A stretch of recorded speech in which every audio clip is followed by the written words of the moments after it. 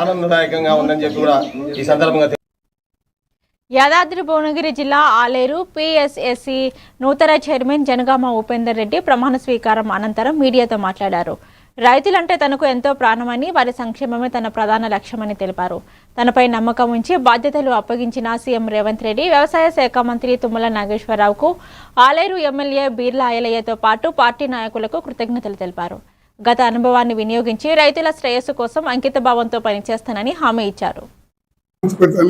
రాజశేఖర రెడ్డి గారు లెక్క ముందడి చేసిండు భట్టి గారు, కానీ అంత టీం, ఆల్ మినిస్టర్స్ టీం వర్క్గా ఒకే గొంతుకతోని మరి ప్రయాణం చేసి ఇవాళ ప్రజల సమస్యలను తీరుస్తుంది. కాబట్టి మరి ఇవాళ ఈ పదవి మాకు ఇచ్చినందుకు మా పాలక వర్గం తప్ప ఎన్ని రోజులున్నా ఉన్నంత కాలం సరిపోయే మా పదవీ కాలం మొత్తం ఉన్నంత వరకు రైతులకు ఫెర్టిలైజర్ కానీ, సీడ్స్ కానీ, అప్పులు కానీ, లాంగ్ టర్మ్ కానీ, షార్ట్ టర్మ్ కానీ, నాన్ అగ్రికల్చర్ లోన్స్ కానీ ఇవన్నీ ఇవ్వడానికి సిద్ధంగా ఉన్నాం.